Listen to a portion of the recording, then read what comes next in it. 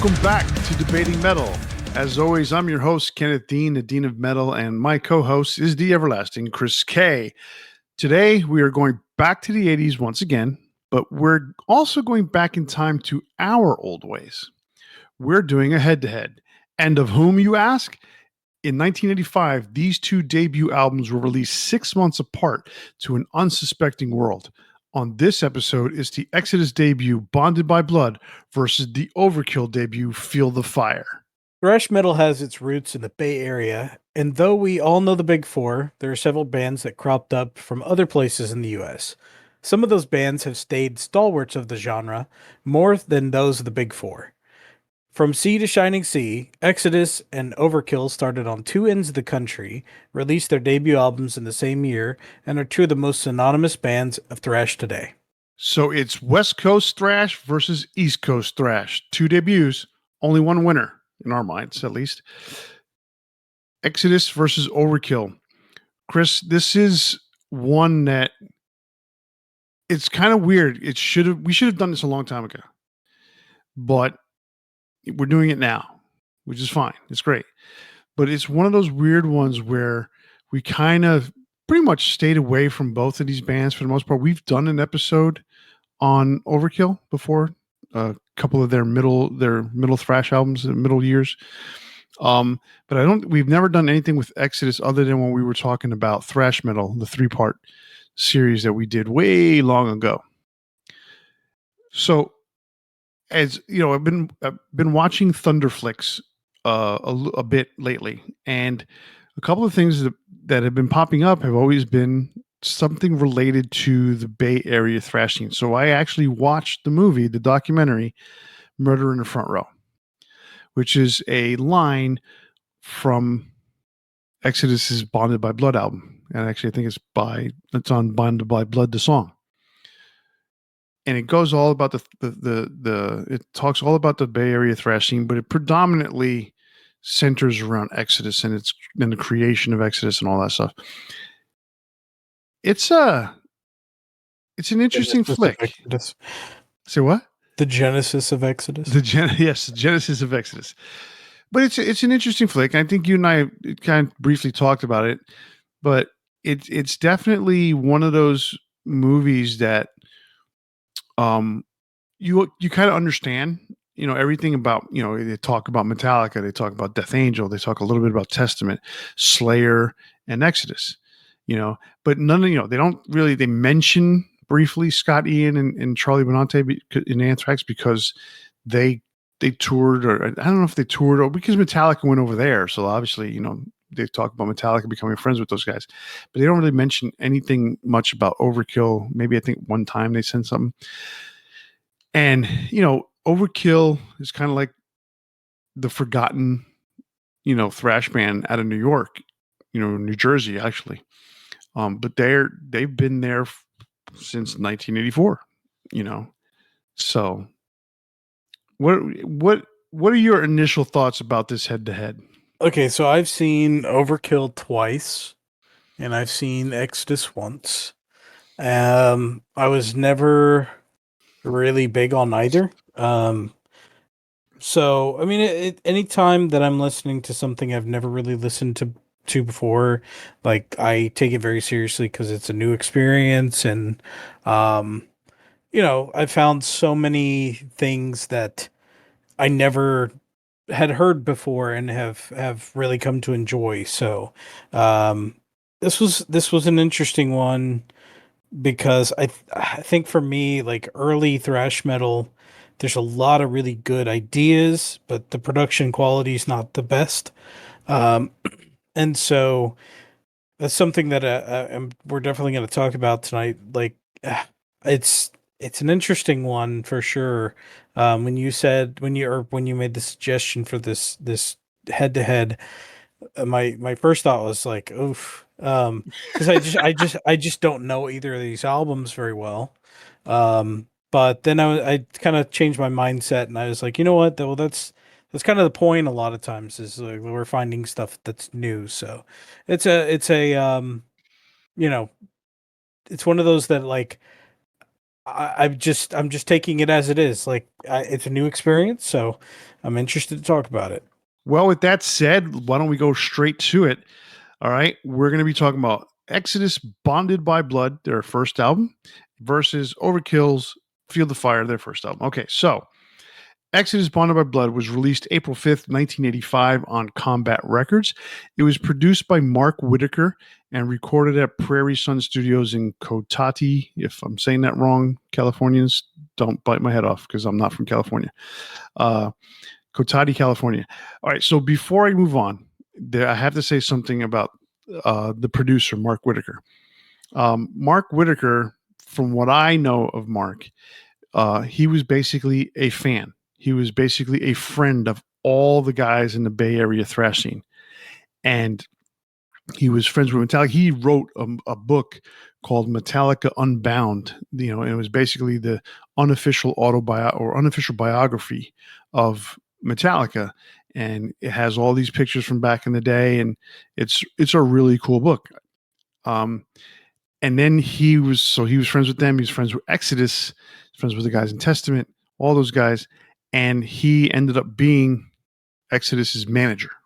So that kind of explains a little bit about what we're going to talk about. Just kind of take that foundation from there. He is not he's not a music industry person. He's not at the time he became a legitimate industry person. He became a legitimate manager. But when he went into this, he was basically their friend. Yeah, I'll manage you, kind of thing. So, Exodus at the time of this album was Paul Bailoff on vocals, Gary Holt on guitars, Rick Hunolt on guitars, Tom Hunting on drums, and Rob McKillop on bass. He really should have just added the P in there, McKillpop. It would have been so much better. Okay. All right. So, first song, Bonded by Blood, the title track. So it's got this, it's a fade in intro, and it just kind of intros, it slowly fades into this really cool main riff. It's got a nice gallop. It's probably one of the two more mature songs on the album, in my opinion. Um, there's not really much in terms of screaming vocals on this, but everyone kind of knows Paul Bailiff's voice, but this one's not screaming. It's his voice. It's a little bit higher pitch, but it's not a total scream. And realistically, in my mind, there's a combination of things that there's the lyrics for this song are kind of like a double entendre, if you will. They want to make it sound violent. They want to make it sound mean and evil.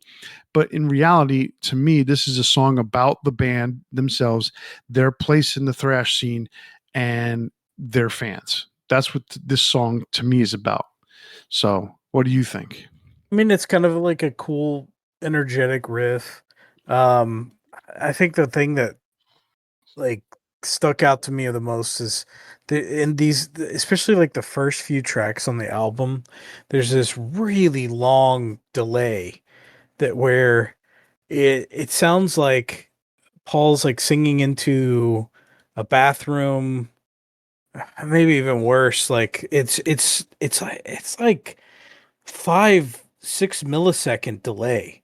So it's like it's really hard to hear, like distinguish all the words that are being said. And that's coming from somebody that listens to death metal and other stuff like that. It's hard to discern as well. But it was very distracting. And so like I think the riff is really cool and I really liked it. But it's just really tough to listen to, just how bad that audio of the vocals is. Um, but that being said, like the track itself, I think it's one of the better ones on the album. Um, the solos, it's there's something that really tripped me out a few times when I was listening to it, where the solos from the different guitarists almost sound like they were recorded at very different times, because one has a very dry recording sound and the other one sounds a little bit more In open. a tank or barrel?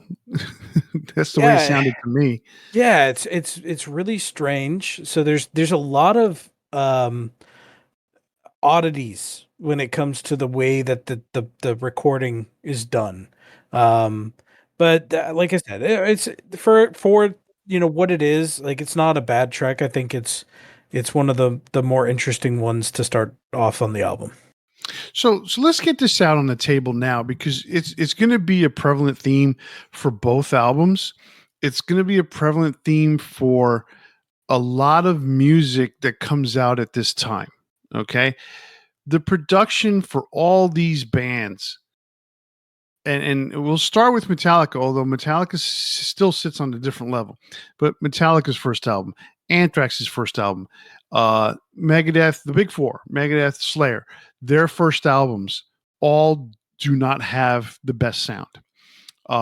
So you add Exodus to that pile, you add Overkill to that pile, you add Testament to that pile. Okay, all of these bands are really just playing with zero budget, right? They've been signed to a record label. In some cases, like in Exodus's case, I don't even know. I've never even heard what the dollar amount was that they were given, if they were given anything. They may have just been brought into the studio and the record company may have paid everything themselves and given these guys a per diem or something. Who knows, right? By that per diem is probably like $20 a day, so you can have food, for breakfast and dinner. Um, Hmm. but so these albums, none of them going to sound good. So, if you and I have obviously from technically two different generations, and I grew up during this period of time, so for me, it doesn't bother me as much. Although I do have lots of criticisms about it because of certain techniques that are used. You're looking at it in a different time capsule because you're obviously going backwards in time, listening to something that you're like, whoa, this, compared to standards that you've grown up on, even the demos of the time period when you grew up on were way better sounding than this, and No, for all the, oh, sorry, go on. no, I mean just saying like I don't mind um production being a little raw. I mean, we've talked about this many times. It's more like some of the techniques that were used, like it I feel like the delay was there to cover something up in a way, almost like they weren't confident about Paul's vocals or something, which maybe I'm wrong, but it just feels weird because I think it would have sounded 1,000 times better without it. But that being said, I don't mind the rawness of the recording of the album as a whole. It's Right. just and again, like obviously the them maybe recording the guitars in different places or something like that. Like it is just a bit strange. Um, Oh, absolutely. I mean, I don't disagree with you, and I yeah, have the same criticisms as you do. I was just trying to lay that out on the table for our listeners yeah. so that they understand that because a lot of these kids, we're not getting a lot of young kids listening to us. There's going to be some, right? But we're talking. I mean, some of our regular fans are our age or Mhm. older than you, closer to me, right? And so they kind of understand it because they've Older grown by up on. you, closer to me. That's a new Judas Priest song. Yeah. So it's one of these things where like I'm kind of like it almost have to explain it to some people over and over and over again because you never know who does and doesn't Yeah. understand, and for people who are listening for the first time to the show on this episode, um, I am someone who really pays attention to production values, um, and um, you not as much, but you still do. I'm more critical production wise than you are, but you still have your criticisms, and that's the way it should be. Um, but it's just one of these things that this whole, I mean, in reality, it's not even just this genre, it's this time period. It is this new metal, like I'm surprised that the term the new wave of American heavy metal came out in the 90s, because you have this thing, a new wave of British heavy metal, the new album. Here's the thing. What was the first wave? Because there's never acknowledged a first wave. Judas Priest was part of it, right? Yeah. Was part of the technically the first wave. Black Sabbath would technically be part of the first wave, but that wasn't. But they're 4 years apart, Yeah. right? And then there's a couple of other English bands that came out. Motorhead is technically lumped into the new wave, so it's weird because why wasn't there this thing in America that brought all this together? I don't know. It was never. There was speed metal, there was thrash metal, there was you know uh, glam metal, and that was it. It was like the three of them, speed and thrash, would mix. But at first, speed and glam, and it wasn't even glam at first. Like Motley Crue wasn't considered glam metal when they came out in '82. Poison was in '85, but Cinderella was in '85, but it was that 2 to 3 year period. Wasp wasn't considered glam metal when they came out, but they eventually turned into that. It's weird, Mhm. and speed metal, kind of thrash and speed metal kind of were on the same path, and somewhere along the way, they split. They hit a fork in the road and they split, still going in a similar path. It's almost like the feeder versus the highway, the Yeah. service road versus the highway, but there was no name for it other than metal. Mhm. And so this whole period is like when we were talking about Lizzie Borden a few weeks ago, it's the same thing. They're very rough sounding, and your complaint about the vocals, totally agree with that. Funny thing is, like, it's more of an echo, whereas I remember I told you that I was listening to, and maybe you should give a listen to No Life to Leather. The difference between Slayer's and Metallica's, and maybe even Anthrax's first album, is that the vocal had reverb on it.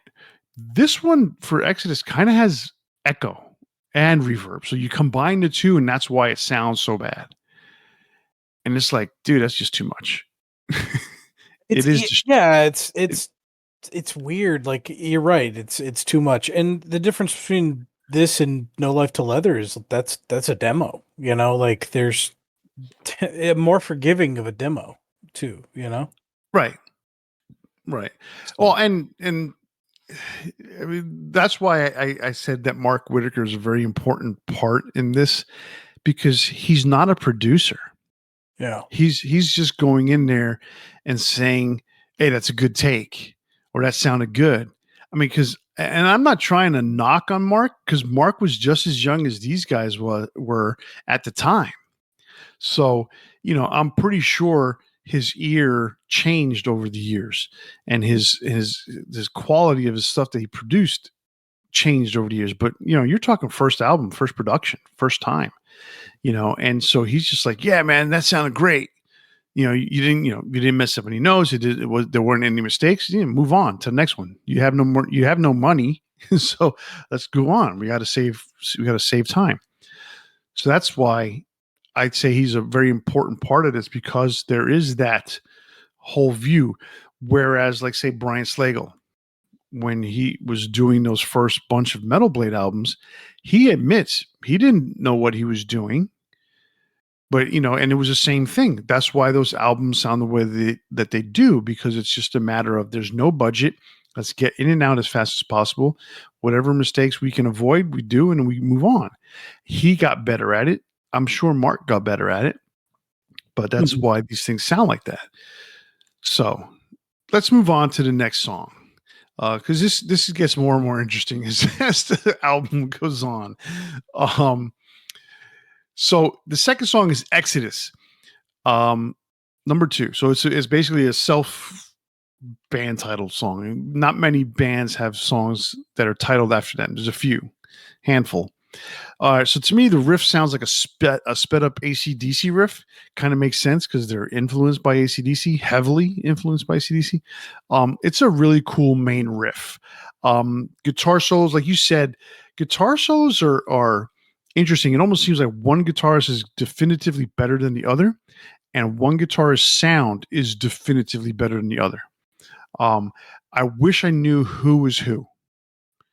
I Yeah, wish I I couldn't really find who was doing which solo, but I didn't really look to I do that from time to time. Like you can find data of like who played this first solo, who played the second solo, but in a lot of ways it's reliant on the fan base to find that information. So I couldn't really find anything on this particular one.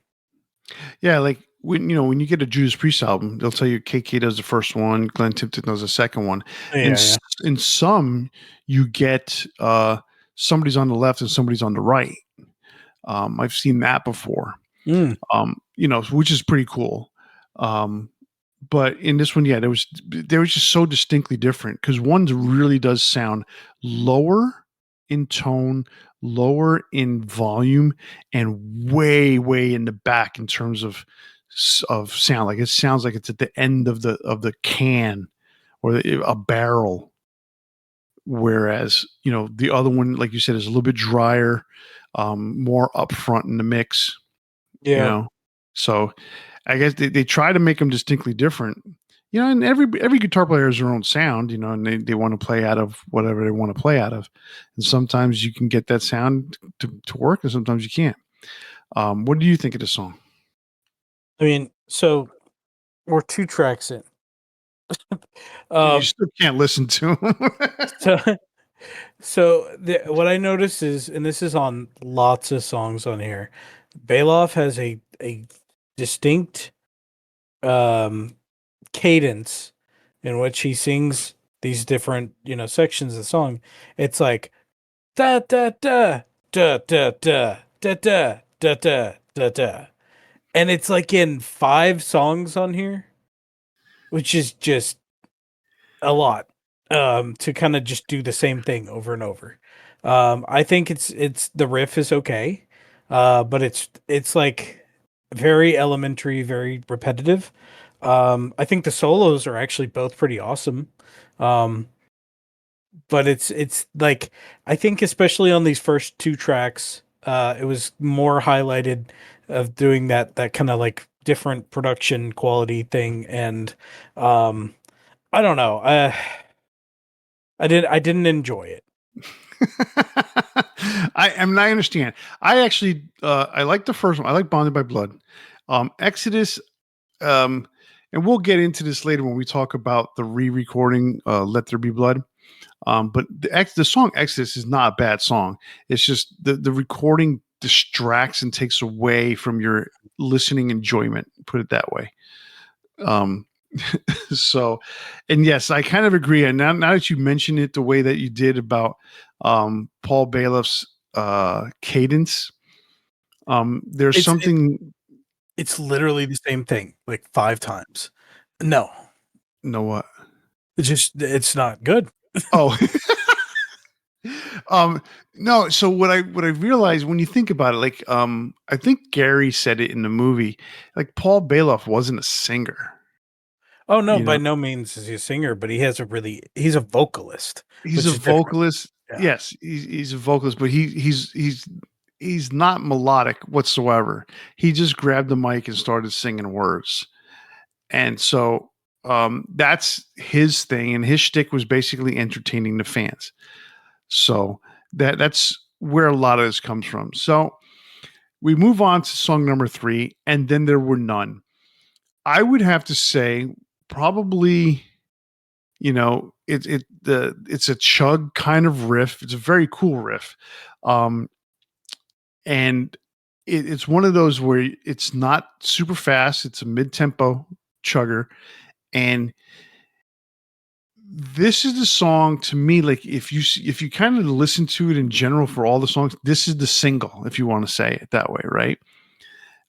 Or that's what I would perceive it to be, and um, I think they really missed on this one. They took a swing. They hit it. It was almost out of the park, and then the center fielder caught it. That's the way I see it. The pre-chorus has an interesting call and response type chant, and it almost sounds like they're moaning. It's like this could have been really cool. And then I listened to a live version, and they don't even do it. Like you don't hear the crowd do it, and so it's like, okay, is this supposed to be a call and response? Is this supposed to be the part of the song where you kind of get everybody involved? Um, it was really weird. Um, then almost a minute into the song, is it a minute into the song or I don't know. So somewhere in there, there's a change of a riff. It's kind of like a breakdown right before the solo, and it takes a really long time to get to the solo. It's like they could have cut out probably half of the measures and gotten there quicker, and it would have probably kept us more interesting or interested. Excuse me. But again, like I said, good song. Something was missing on this. What do you think? Um, I think it's a decent track overall. So while I was doing this, I was also kind of listening to other variations, or I was doing a little, separate research, right? And so I listened to the Dynamo Open Air Festival from 1997, where Paul Baloff had rejoined the band. And I gotta say, it was a lot better because there's, none of the reverb, and I mean, he'd obviously become a little bit better of a vocalist as a whole, I think. And so, um, I enjoyed that version better, I would say. So I think for me, it kind of highlighted really just how much that the recording style kind of is a problem. Um, but I don't think it's a bad track. Some of the stuff that you mentioned, if I listened to it again, I would catch some of that, but it didn't stick out to me as much because maybe I was just so focused on you know, the way it was recorded. But I would say check out that version. It's on YouTube, available, um, because it kind of does change your perception of the song a bit, I think. Well, and going along with that, so I referenced it a little while ago. Um, Let There Be Blood is a re-recorded version of this album that came out in the 2010s, I think it was, or somewhere around there. I didn't look at it, and it has Rob Dukes, who is the current singer of Exodus, as the vocalist. And to me, that's the album. Like that's the way you would always love for an album to come out. Like your debut album to come out and sound that good. Oh, it came out in 2008, and so obviously modern techniques. And Gary Holt said it. He's like, I would love to have this album, or these songs in a modern techniques, and that's why we did it. Modern sound, and it sounds phenomenally better, and it gives a lot of clarity to the songs. This song we're talking about specifically, and then There Were None, still suffers to me from the same almost there kind of thing, where it has that long middle break that just it has two sections to it, and it just kind of drones on, and then the guitar solo hits towards the end, and it's just like there was something that could have been better about it. But Gotcha. excuse me, but to me, it's a good song. Like as soon as I hear it, I know what song it is now. So I'm like, oh, okay, and I added it to my playlist because it's listenable in that regards. But it could have been so much better.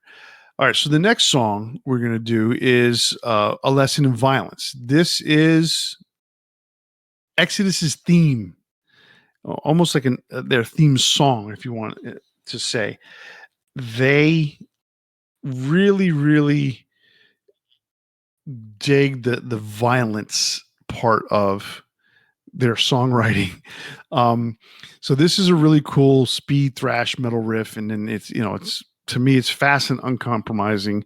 It's like I said, it's basically this is their theme song. This is their mantra, a lesson in violence. I mean, if you look at the album titles and the song titles, they all have very similar theme, especially early on.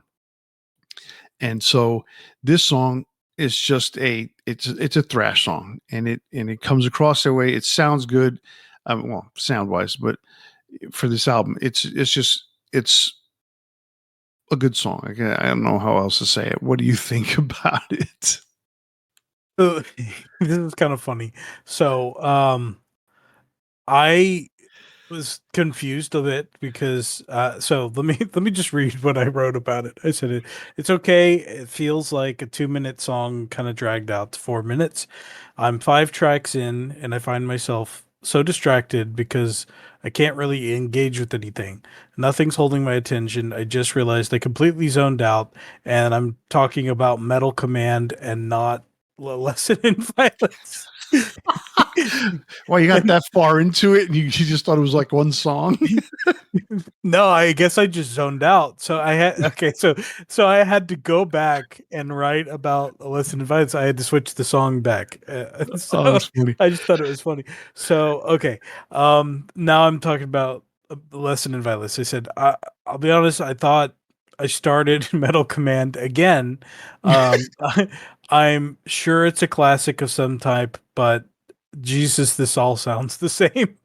Um, so I had to kind of separate from it a bit and then kind of come back to it. And I will say, I do genuinely think that A Lesson in Violence and Metal Command are just really similar. So, I mean, if you listen to some of the way stuff is written, it sounds a lot the same. Regardless, um, when I came back to it and listened, I kind of remembered hearing this at the live show that we went to, and I could be wrong because again, it could be a different song, but I'm pretty sure they did play this. Um, and just people getting into it, and I can see that. Like it seems like a pretty good concert track. Um, and I promise you, like, I'm sorry to anybody that's a big Exodus fan. I have better things to say about the tracks that are coming up. So stay tuned. But this middle section of the album just kind of didn't do a whole lot for me. All right. So to answer your question, "A Lesson in Violence" was the second song of the concert. That's what I thought. I was pretty sure it was one of the first few ones. I had this recollection of people kind of singing along with it and really getting into it. And I will say that the live performance was more exciting for sure. Like that, Oh, you know. I think all these songs come across so much better live.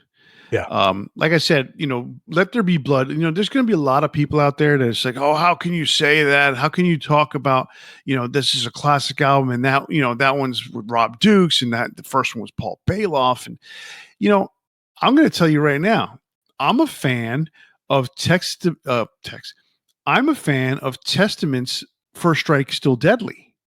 Okay, because those are taking those good classic early songs and modernizing them, and yeah, you're kind of used to that drum sound that Louis Clementi had, but Mhm. at the same time, when you listen to the newer version of First Strike Still Deadly, the drums sound great. I believe it's John Tempesta playing on those drums. I'm not exactly sure, but I'm almost positive.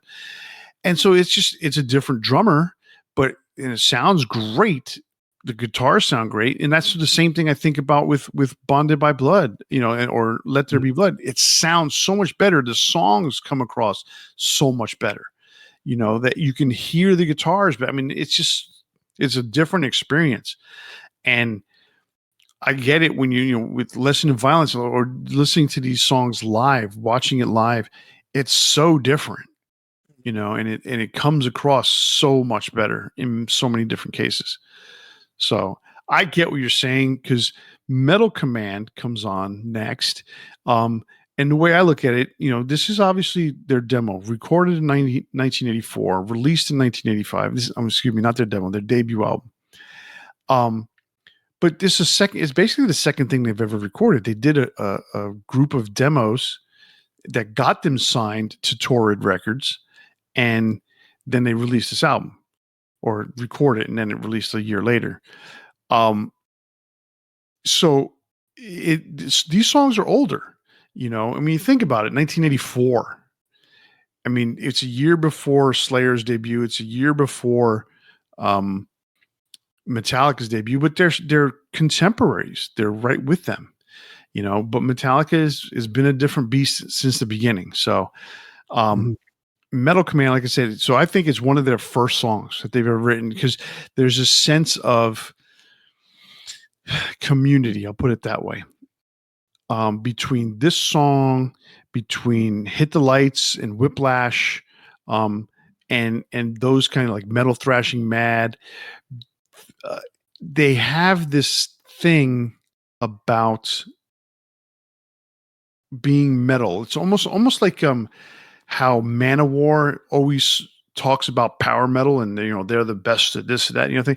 So these songs are the ones that are like, you pound your chest, and we are metal, we are this, we are that. The line on in Whiplash, because we never quit, we never stop, because we're Metallica. On Hit the Lights, bang your head on the stage like you never did before. This has that same thing. Blinded by Blood has it, Murder in the Front Row. So it's these songs are all about the lifestyle of this genre of music. So there's nothing wrong with it. Pretty cool. It's a cool riff. It's a cool song. I can see where, for you, it might be just droning on after a while. I mean, I was trying to listen to like the lyrics, but I again, it's just, I hope I don't like ruin it for some people out there, but like that the way he just uses the same format to sing every song, at least in the first few. Like I said, I have much better things to say about the upcoming tracks. All right. So I would assume if you got a record, I'm assuming that we're flipping the record to side 2 right now. So song number 6, Piranha. This is probably my favorite track on the album. I love the riff, or actually riffs on this song. The main riff into the verses is very, very cool. The solo that's put on this song, or the solos, fit the song really well. I really enjoy this song a lot. Chanting, all the stuff that they do. It's a pretty good song in my opinion. And there was a cover done by Sepultura with Derek Green. Killer cover. What do you think about this song? I'll have to check that one out. I didn't see anything about that, but I mean, I thought it stuck out as one of the better ones on the album. It's it's a little bit different in structure, I would say. Them kind of branching out, trying a little bit different stuff. It's got that same problem with the way he sings on the track, but it's fine. It's funny. I'm gonna listen to it now. I have to listen to it one more time because of the way you're saying it. I know what you're talking about, but I never put one together to sit there and say, oh, they all have the same melody kind of thing. He goes high, low, da da da da da da. It says da da da da da da da da da da da. It's every fucking and the song. funny thing, you say it that way, I recognize that tempo and that cadence. I recognize it, and I agree with you. I just want to hear it now. All right, Piranha is a cool song, and the re-recorded version also very good. Mm-hmm. And another song, did they play that at our show? Yes, they did. That was the highlight of the show for me when they played this song. All right, number 7, No Love. All right, so this is really where it gets interesting. There's an acoustic intro on this song. And that's really weird and interesting because, you know, I remember back in the day, a certain band got a shit ton of flack for having an acoustic guitar introduce their album. And then, you know, everybody got shut up about a minute into it. But when Fight Fire with Fire came on Ride the Lightning, people gave Metallica shit. And then Hmm. they gave Metallica shit for Fade to Black. Okay. Well, guess what? Fade to Black, one of their best songs, one of their classic songs. They still play it today. Fight Fire with Fire. Amazing intro song. The album itself, Ride the Lightning, is amazing. Fight Fire with Fire was just absolutely fucking, it just knocked me off my socks or out of my socks. It was just unbelievable when I first heard it. Second Metallica song I ever heard. Um, so this one, No Love, I not what I expected at first with the acoustic intro. Um, and then the intro riff is really freaking heavy, in my opinion. And then that middle riff speeds up considerably ahead of the solos. Uh, you know, you got the guitar solos are trying not to do a little bit of a harmony together. It's pretty cool. But because they're two different sounding guitars, it's a little distracting, in my opinion. Um, and then the main riff returns after the solos. So that's the biggest thing to me, that solos that could have been so much better if they would have been able to get their guitars to sound similar to each other. But they since they don't, it is really distracting because they're so blatantly different, in my opinion. I mean, I'll be honest, like I wrote like, oh wow, this is actually decent. The vocals are more discernible, and he's not using that same vocal structure. I think it's actually a really good track. You know, it's, and especially for one that, like, when I saw 5 minutes, I was like, oh no. But then it was good. I thought the solo was really good. Yeah, I agree with you. It does sound like, you know, it, I wish it was a little more in line with each other, but for what it was, I mean, I think the song's like 50% solo. And you know, it's got good harmony. There's a nice trade-off. It's not perfect, but I think it's so far my favorite on the album. Okay, I mean I can see that it's a good song. I listened to it. I mean it's got that. If I'm not mistaken, it has with the whole no love thing. There's like a chant back and forth with the chorus. The Mhm. chorus. Well, they don't chant. They more like yell. Yeah. The yellow word, and then Paul comes in and they yell something else. you know, um, so it is. That's the way it is to me. And I'm trying to think here where it is. Uh, yeah, it's like eh, tonight there'll be no love, right? I don't know. It's just oh, maybe it's not. That's not that one. That's got the yelling, but they do yell the fucking chorus on all their songs. um. Pretty much. So okay. So So no love's a good song. All right. We are now up to number 8. Deliver Us to Evil. All right. So that's a cool chugger of an intro. I like that main riff. It's a good chugger. And this is a mid-tempo song. So that's it. Again, now you've got side 2. You have this really fast song with Piranha. No Loves is a pretty good you know, I wouldn't say mid-tempo, but it has its speed and it has its slowdowns. All right. Deliver Us to Evil, nice, good mid-tempo song. Vocals have really no melody to them though. That's the unfortunate part. Probably that cadence that you're talking about is just very prevalent on this song. I mean, I didn't think it was as bad, and I would say it's not. I would say that the vocals are a little more discernible. Um, you know, like, I feel like they waited the whole album to start, you know, trying. Um, I think it's another one of the more standout tracks. Belov's vocals are almost more just like black metal ish on here, like something that you might hear out of Venom or something like that. And so it makes it very different.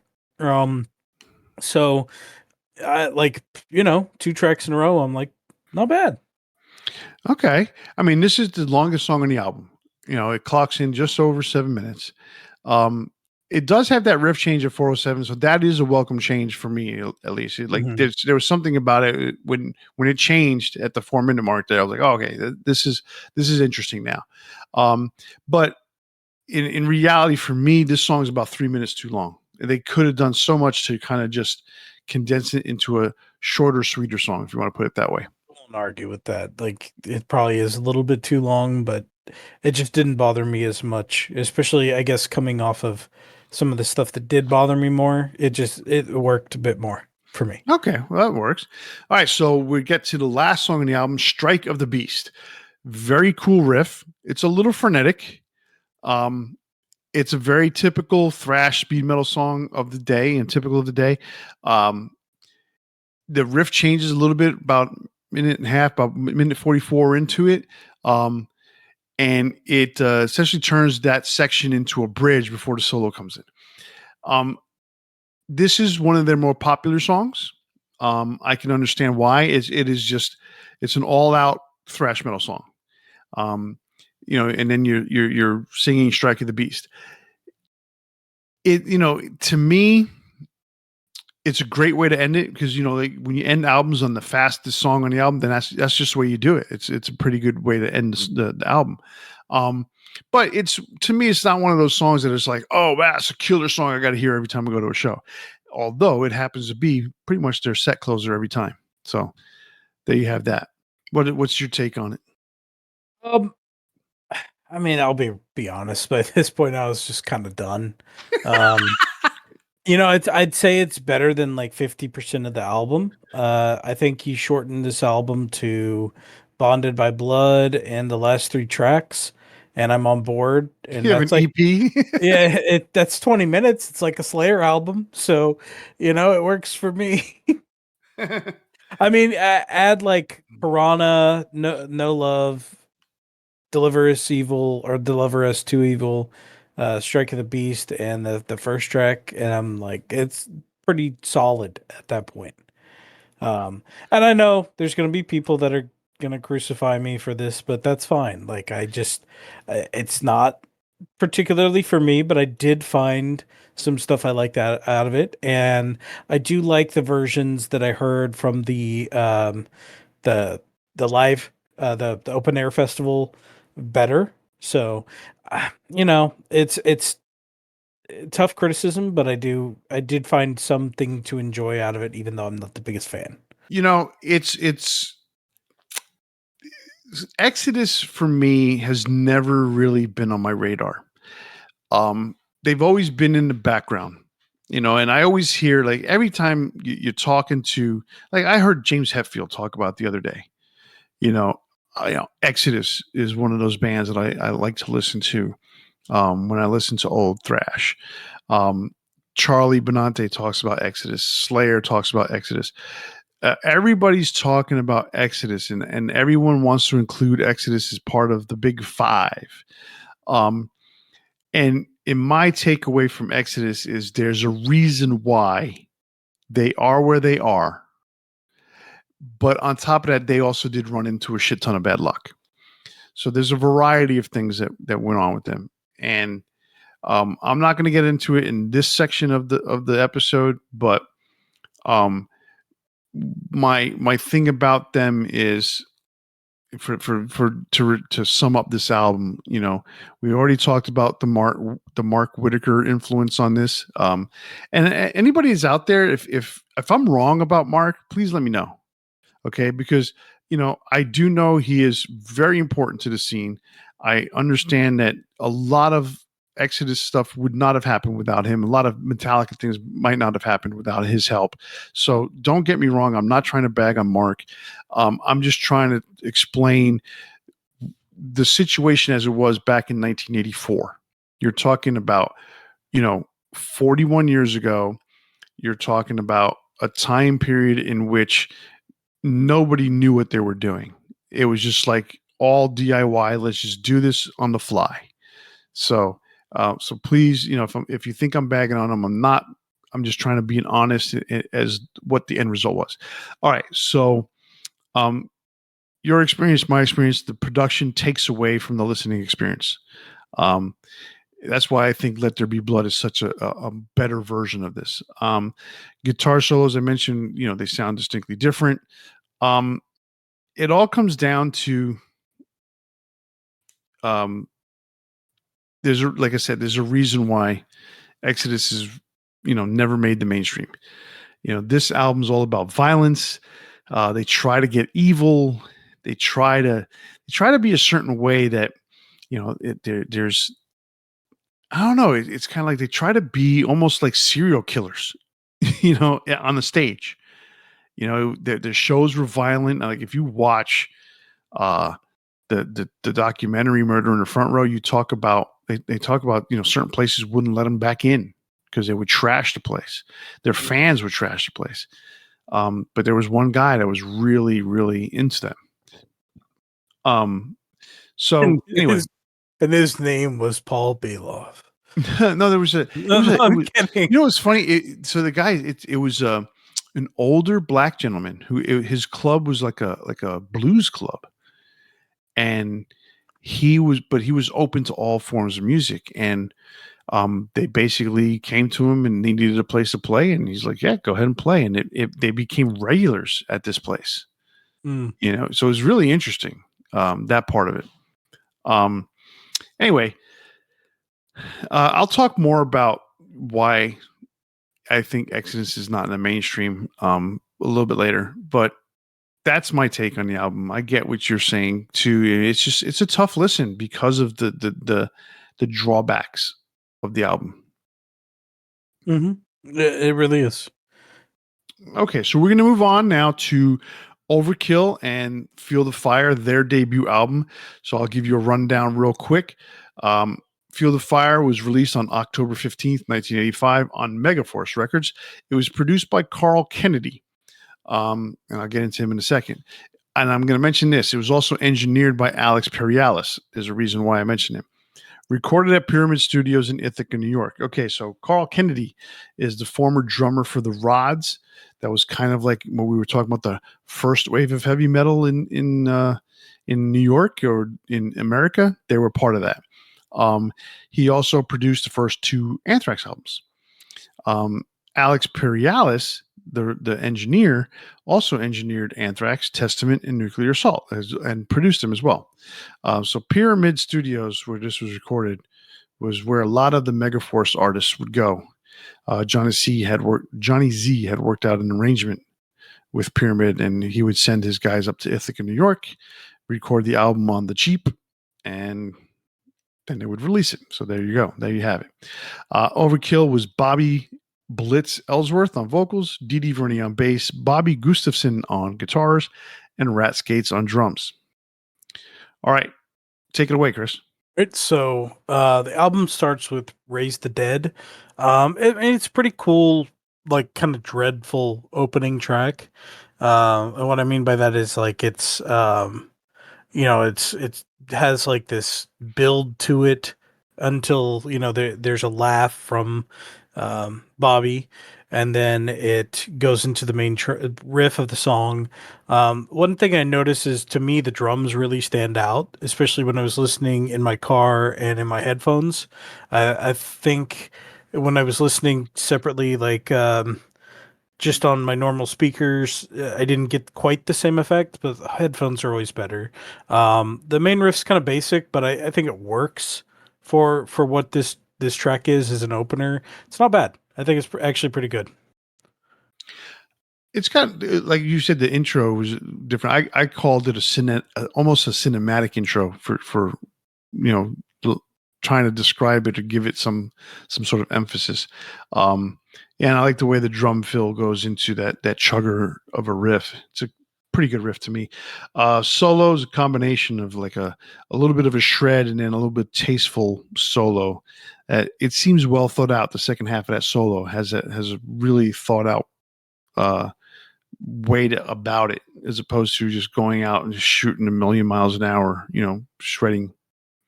So I think it's a good opener. Yeah, I mean, It's definitely a different feel. Like production wise, I think it's a bit better than what we heard with Exodus. So I don't know what your opinion is on that. Production wise, it's definitely better. Um, the especially with the drums, there's definitely a different drum sound. Rat Skates himself, I mean, that first couple albums with Overkill is really, really good. Um, but he has a very distinct style. It's not fully thrash like the drummer for was it Tom Hunting for Exodus. His style is definitively thrash, whereas Rat is a little bit different. He has almost kind of like a feel to him, a little bit of Filthy Animal Taylor on there. Definitely kind of a British vibe, I would say, almost. Even though he was kind of like a punk drummer for a bit. But yeah, I mean, production wise, the guitar is a little different sounding. Um, I would almost say that the guitars uh, on Exodus is probably a little bit better sounding, but in this one it doesn't completely distract, and the vocals are actually recorded way better.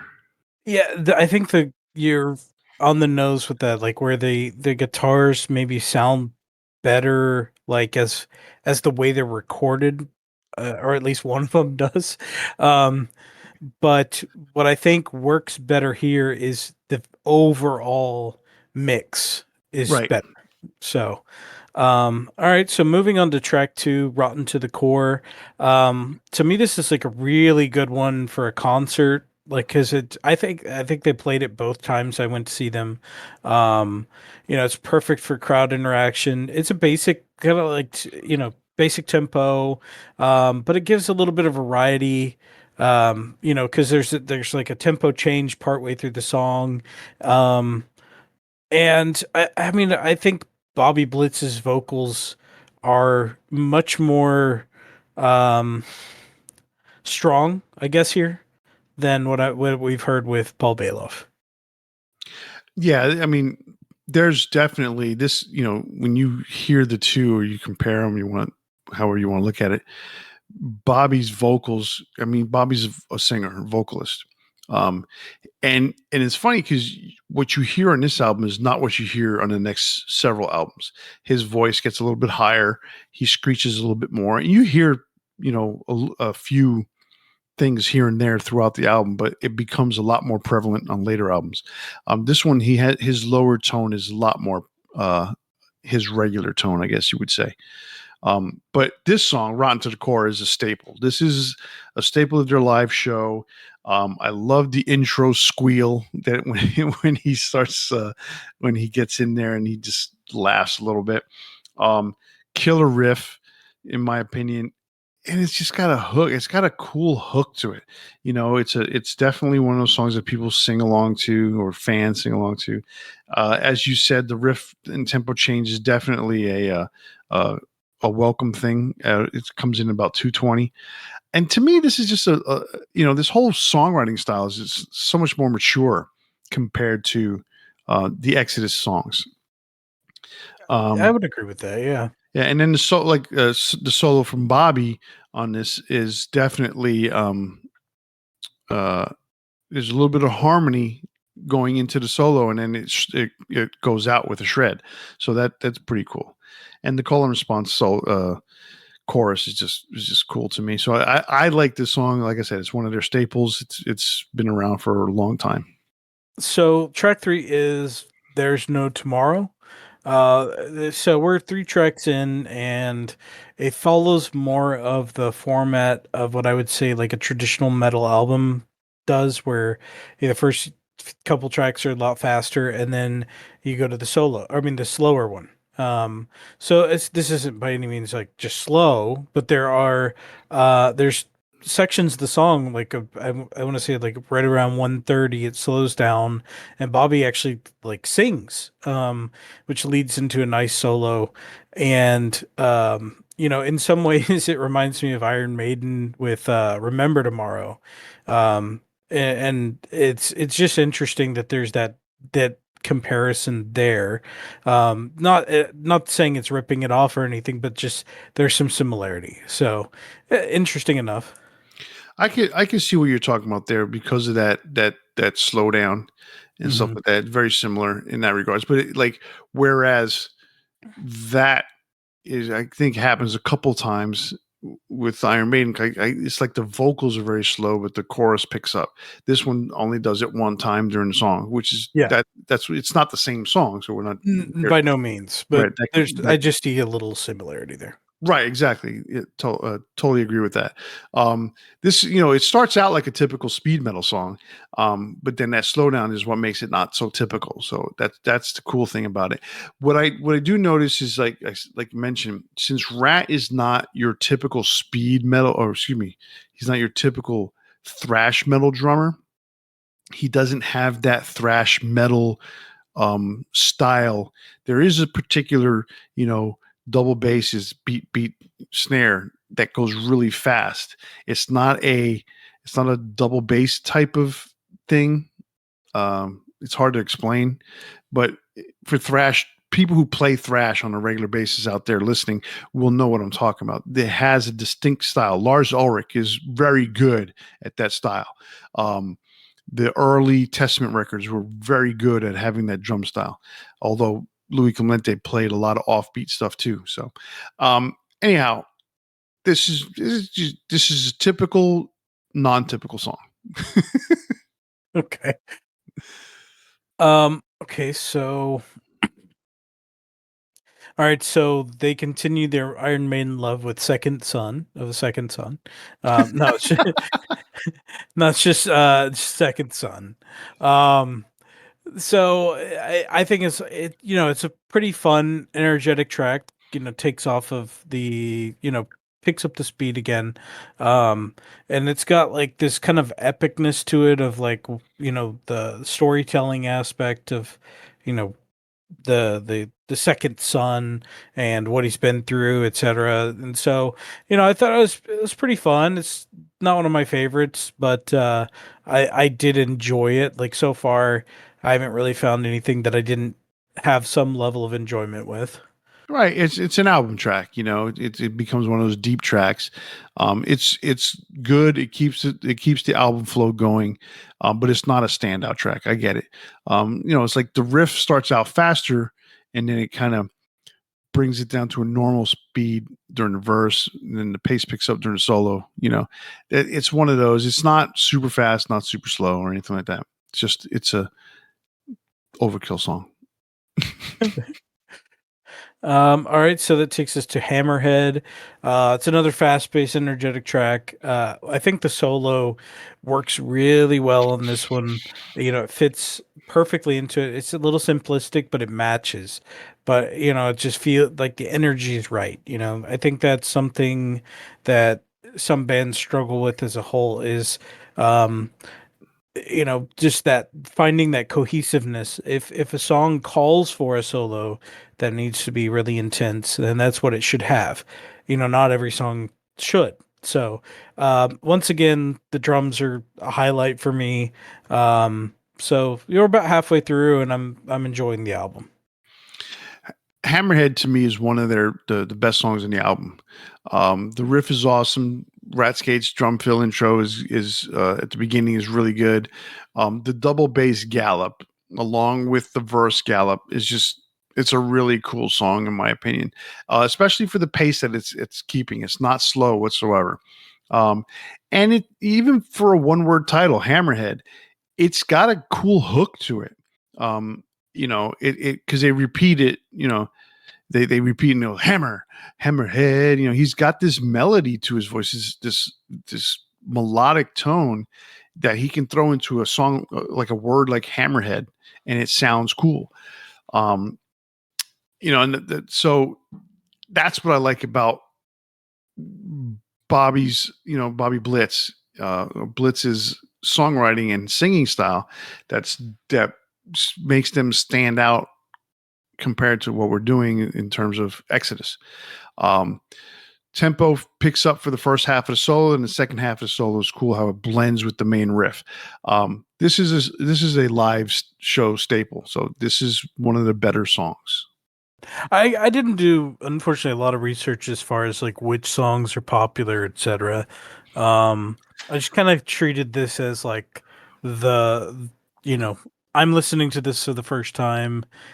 I don't want anybody's opinion on what, is good or bad.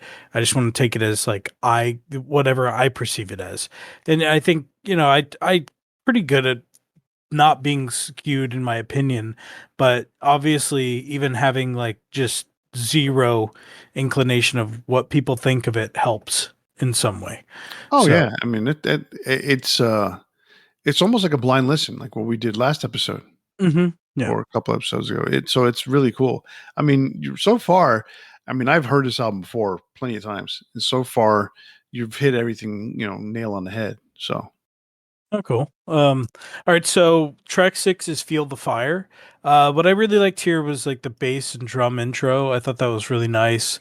And it's another galloping track, kind of like the last one, where it feels a bit, I would say, even more different than everything else, more so than the last one.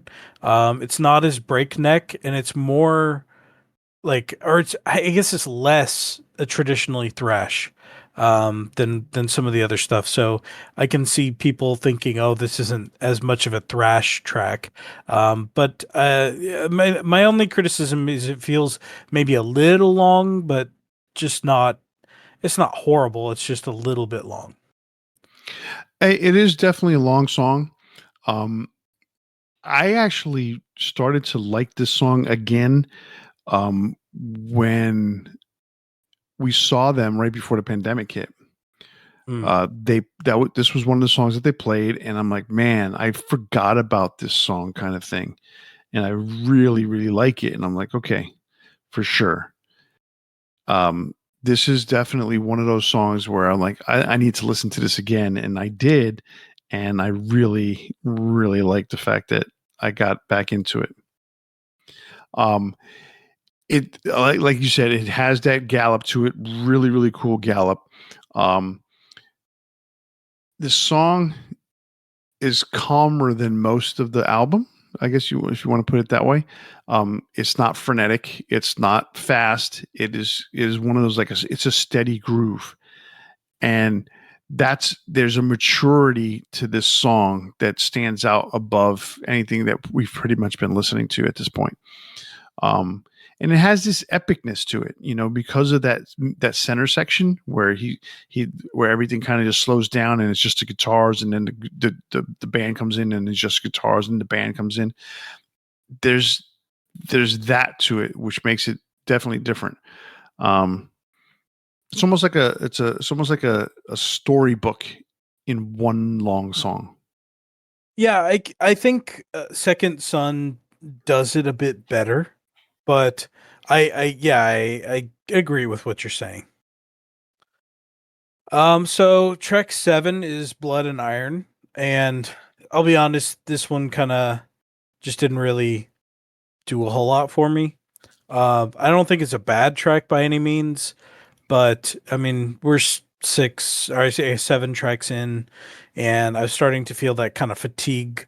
And I feel bad because I like in some aspects, I think that's partially due to I had just listened to Exodus and then this, and I did that twice. So I really did try to give everything a good evaluation and everything. So, um, I don't know. Sometimes it just happens, and I'm trying to think of it in album format, right? Like I'm not taking it as individual tracks or anything. Like I was just trying to listen to it as an album, and that's just the way I felt about it. Oh, totally understand that. And you can get fatigue. And what I did, like I was able to have almost a relatively uninterrupted album experience driving to work. But sometimes, when you're driving to work, you drone out, you zone in on what you're doing, you're driving, and the song just kind of becomes part of the background. Mhm. And one of the things that I try to do when I'm listening to music, and I'm listening to music for a specific reason, is I try never to get into that mode because you owe it to the music. Now, Mhm. the reason I say it that way, I think it was I can't. I took an intro to music type class. I don't know if it was music theory or something like that back in college, and the teacher or the professor or whatever you want to call him, one of the things that he said, it's always stuck out to me. He says, never listen to music just to have it in the background. I mean, you could do that. You could have background music just because, you make put on an instrumental. But if that was the main reason why you put music on in general, you don't really like music. You just want something to distract you in the background. Yeah. So he said, always listen to music with a purpose. And that's what I try to do for the most part. And then what we do is we listen to music on a purpose because we're trying to be these critics that we are, and share that experience. So Blood and Iron to me, I'm about where you are too. I put three things. This is a thrash metal ditty. Not like Diddy, but it's a ditty. Ditty. It's a very cool riff. Short, sweet, no compromises. This is one of those songs they literally just they wrote it, they put it in there, thrashed it, and went on to the next one. Yeah, it's just one that didn't stand out, but Kill It Command, track 8, I think did stand out a bit more. It's one of the more melodic songs, if you can call it that. I mean, I don't think it's melodic in the sense like you're not gonna just, oh, I'm in the melodic section, but it is, there is something more akin to like classic heavy metal in it, and I liked it a bit more than others. I think it's a step up from Blood and Iron, but not a whole lot. So I look at this song as it's a very thrashy song, but because of Rat's drum style, it takes away from being thrashy and it makes it more speed metalish. Um, and speed metal had a distinct style. It was more of that double bass kind of chug along kind of thing, as opposed to the rhythm of the thrash metal drumming. So that's what makes New York thrash, I guess, for a little while, a lot different than regular thrash or than West Coast thrash. Yeah. So I mean, the song, I mean, it has a breakdown at about 2 minutes, introduces some chants, so that's pretty cool. And then the tempo picks up about 3:15, and it goes into like this harmonic solo that turns into a shred, almost Van Halen style. Has a lot of hammer-ons. So it's a very different solo than most of what everything that Bobby Gustafson has done on this album. He really like pulled out, he pulled out all the stops for this solo for whatever reason. So I thought it was pretty cool. Yeah, I mean it's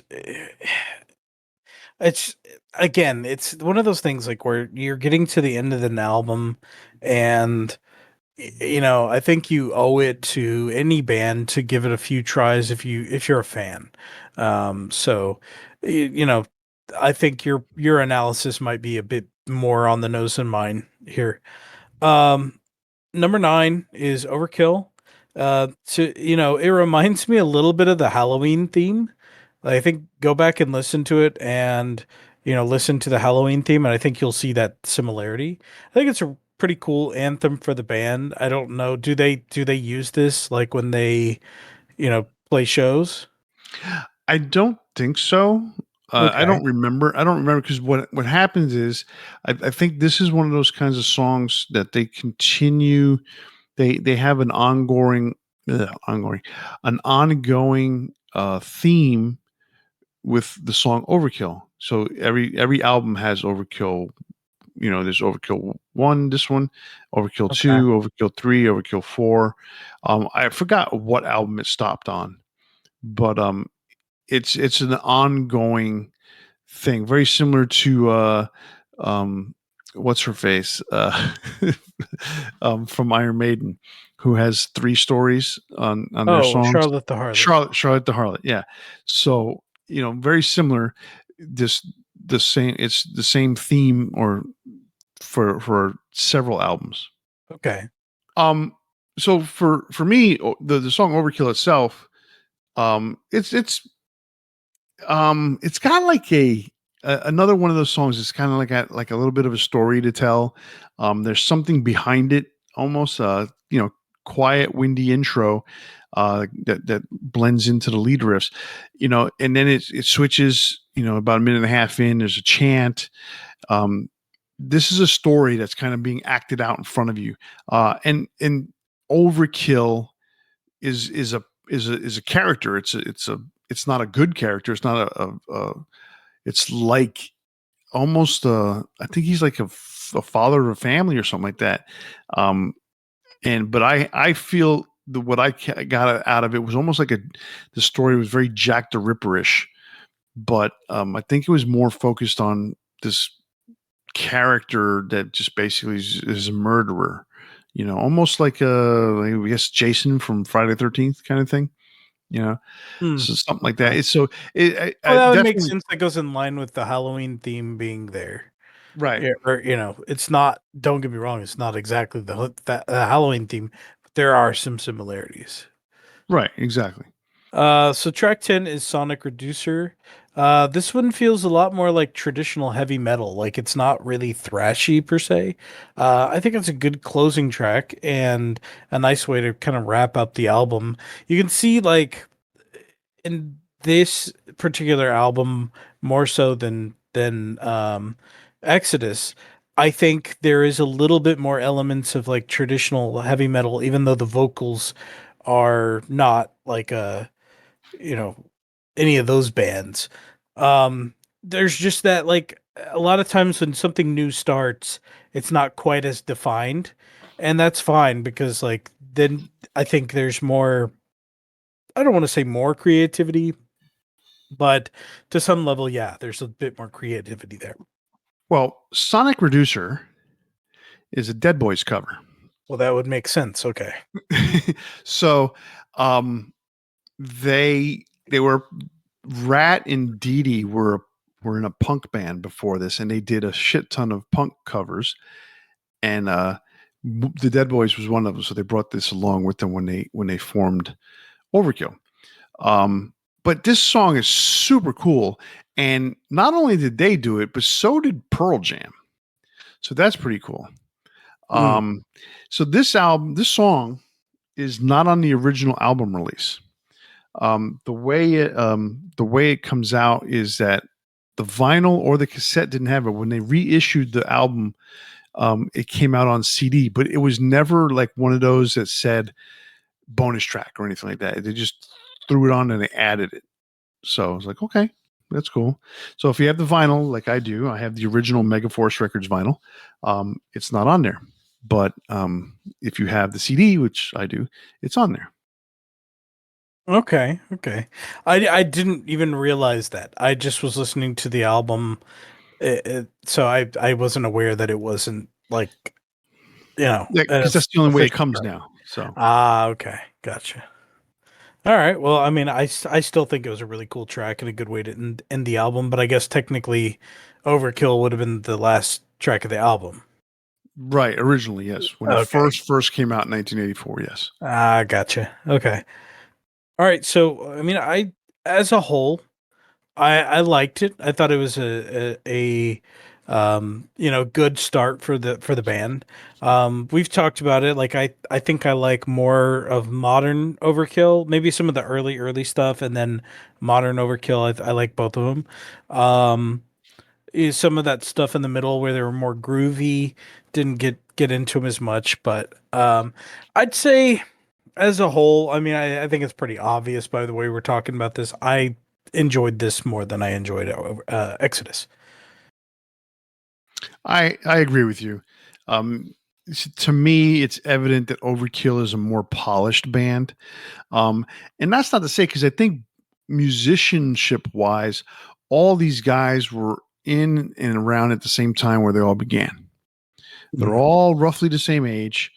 So I can't sit there and say, oh, well, this band started 2 years earlier, and so that's why they're better.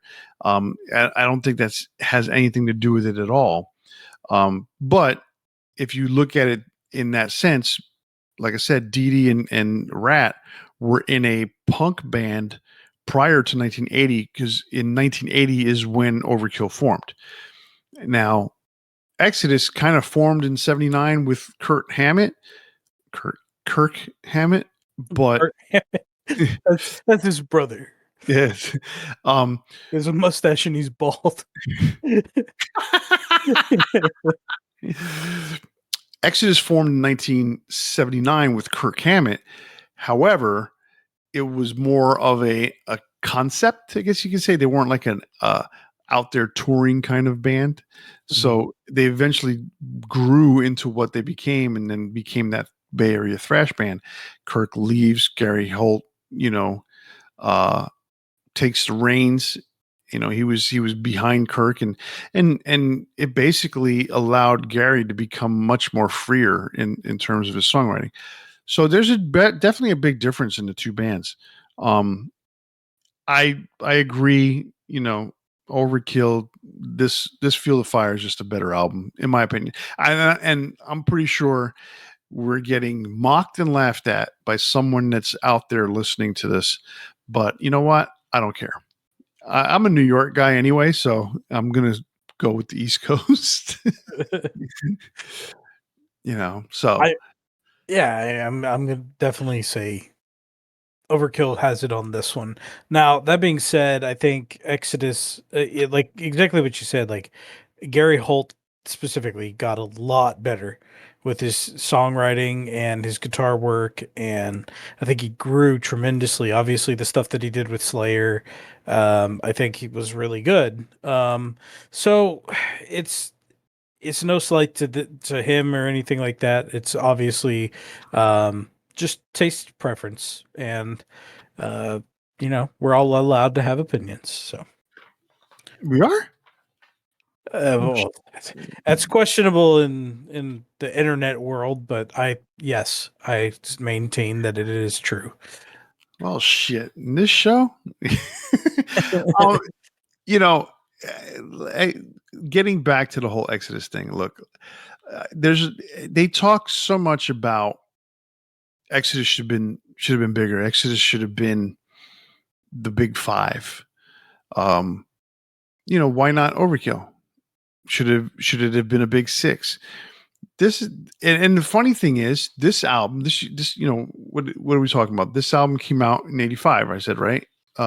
Yeah, they both came out in 85. So did Megadeth.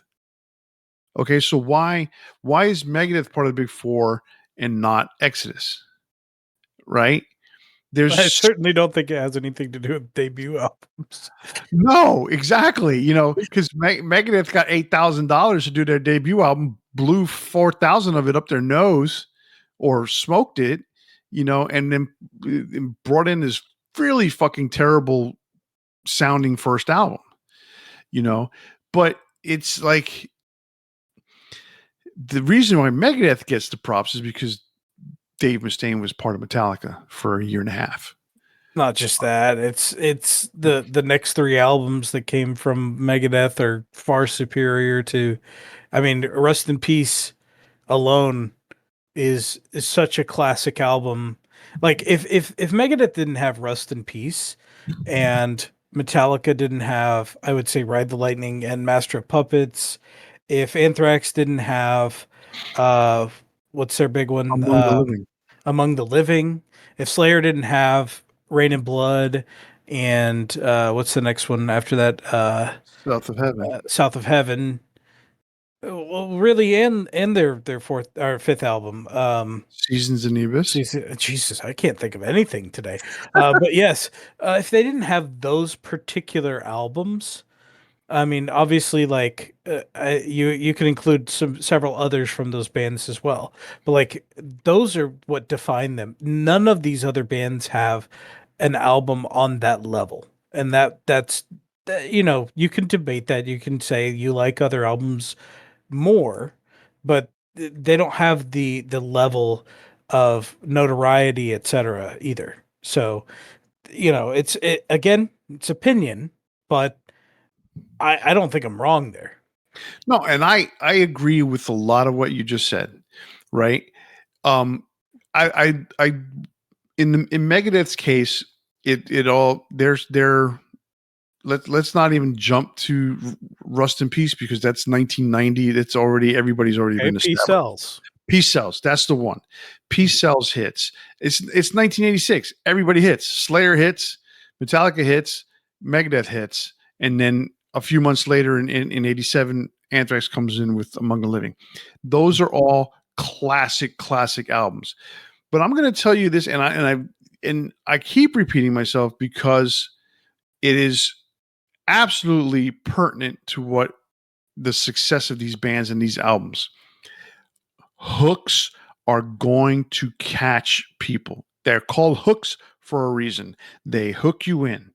Okay. That's what sets Metallica apart from all four of these bands, of all the thrash metal bands. Okay. From the beginning, they've had a hook. The first album was thrash, but look, Hit the Lights is got a hook, Jump in the Fire. Okay. Whiplash is very simple. Like I was saying with Hammerhead, it's a one word title, but the riff is what brings you into now, and the riff is the hook, But then that when it breaks down and just whiplash, that right there is the hook, you know. Seek and Destroy. I mean, shit, you saw it 2 weeks ago when they played it live, So Megadeth, same thing. I mean, Dave Mustaine has a knack for writing a good hook. Yeah. Okay. Slayer, probably the least hooky of all the bands, but fuck, their riffs are so good, you Yeah. know. But even then, South of Heaven it's got a good hook. Um, War Ensemble. It's just weird how that song, War Ensemble, but when war is war, total war, that whole chant is a hook, you know. Um, Raining Blood, Angel of Death. I mean, just the verses are super cool, and then they get into that polka fucking traditional kind of dance music in the middle section, and don't and anybody who looks at me and sits there and says what, don't fucking, that's like a Russian little fucking like a kicking song. The way that beat goes. Every time I hear that beat, I just want to get down and bend my knees and start kicking my legs out straight because that's the way that fucking riff sounds. And I don't know if you know what I'm talking about or if you can imagine what I'm saying. I'm Right? trying I, to like what song? Angel of Death, the middle section. Okay, I gotta think about it. I gotta listen to it When after the this. riff slows down, dude. So think about when the next time you hear that song, right? It's that the middle verse. So together, joining hands, da da da da da da da da da. Right, that middle section, just cross your arms, right, and then pretend like you're kicking your legs out. Almost not even the river dance because like that old dance like just imagine having a Russian hat on. What was that Russian wrestler? The big dude, not Ivan Koloff, but the one that was in WWE, You're talking about WWF. like the hat is an Urshanka, if I remember correctly. Yeah, dude, there's a whole visual in my head with that song, dude. It's Okay. hilarious. But again, it's a hook. And then certain things about the songs, like everybody wants to scream at the beginning of Angel of Death. Everybody can't wait to get to that part during the solos or when the solo ends and all of a sudden all there is Dave Lombardo's double bass drums. Those things are what pull you in, and Yeah. there's nothing like that on Exodus's album. I'm sorry, the closest thing is during that song and then there were none. Yeah. I'm like, what the fuck was that chant? Seriously, like that song had so much potential, but Yeah. it died. It's like, yeah, literally. Oh, it's a can of corn. He caught the ball in center field. It was right there, defense. know, I was like, come on, but Anthrax. I mean, Joey Belladonna joining Anthrax changed the fucking game. Just the voice. I mean, that sets them apart completely. To have the crazy riffing and the crazy drumming and the blast beats and the all the shit that they do in the mosh parts, and then you throw in Joey's voice, and it's like game changer. You have to have something that sets you apart in some way, and I think like you know Dave obviously has like kind of a goofy voice, but it works. But that's not the biggest draw. Like the guitar solos, the guitar work itself is Mhm. that voice, right? And Yeah. like so you have that with Metallica, obviously with James, he's that draw. I think more so than anything else. I think with Slayer, there's something there's a vibe that's different with them that makes, uh, a different effect. I think that they're kind of the outlier in that group, but Joey Belladonna, like he really brought a maturity to that band that like nobody else had either. It really sets them apart. So I think that's where they struggled. Like where I think Paul Bailoff, he's a good sound, and some of the stuff that's not this album like I think works better. We never really got to see like the full effect, because he was gone by the next album. I don't think Steve Souza, at least in my opinion, really gave him that edge. And it's hard to tell what happened with Overkill. They just kind of never really hit that next level either. No, they didn't. But to me, Overkill is a much better band than Exodus.